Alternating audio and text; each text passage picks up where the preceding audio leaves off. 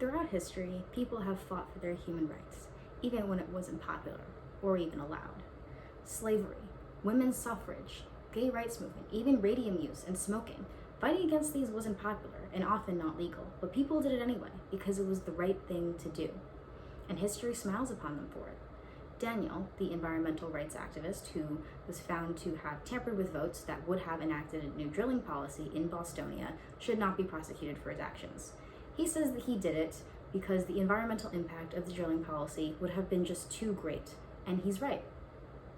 Before we get into the vote tampering itself, we must discuss if this drilling policy was even the will of the people to begin with. Ads promoting the policy run by the oil and gas industry were by and large misleading, confusing, and emotionally manipulative rather than focusing on facts. Had these ads not aired, there's a chance that this would have been what people voted for at all. Even though he would have been justified in his actions regardless, Daniel may have enacted what was actually the will of people through his actions anyway. He was fighting for the people of Bostonia's human rights, and the manipulative nature of these ads lays bare the nefarious and human right depriving intentions of these oil and gas companies. Human rights are rights decided by international law, put in place by the United Nations, of rights that every single person should have just because they're human and they exist. States have an obligation to protect these rights for their citizens and their individuals and groups. States also must enact policies that prevent abuses of these human rights. These human rights include things like freedom from discrimination, freedom from arbitrary deprivation of life, and freedom from degrading treatment. The right to a healthy environment was made a human right in 2022 by the United Nations, no doubt a step to try to stop the destruction of the environment worldwide. This is a natural progression of human rights law, as it is degrading treatment to have to live in an environment that has been destroyed by forces outside of your control, and that is certainly also an arbitrary deprivation of life. It is also a form of discrimination against the working class people who would be forced to live in this destroyed environment while oil and gas executives reap the profits and they receive nothing. There are great environmental harms that come from drilling. It uses a lot of the water supply, and the remaining water supply can be polluted by chemicals used in the process.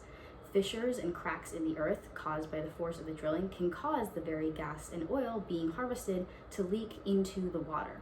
This water is very difficult to treat and remove these contaminants. It also pollutes the air. The gas being harvested, that's natural gas that burns clean, is mostly methane, which traps heat much more than carbon dioxide when released into the air. Other chemicals used in the drilling process can create smog, which can cause negative health issues in people living nearby. These are things like cancer or heart disease, endocrine disruptions, asthma, birth defects.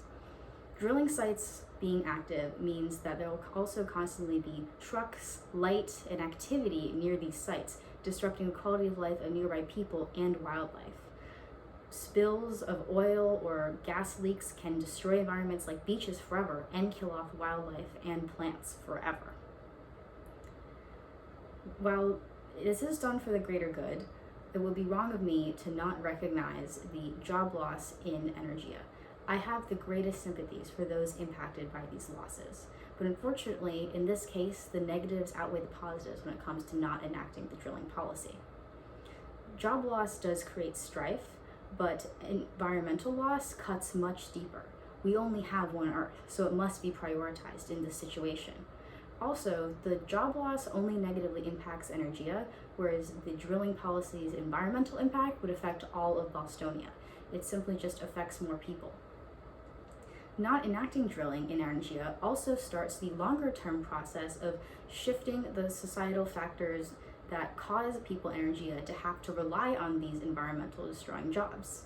Freedom and the right to a healthy environment includes not being economically coerced into working a job that destroys the environment. Daniel was fighting for his human rights and those of all of Bostonia.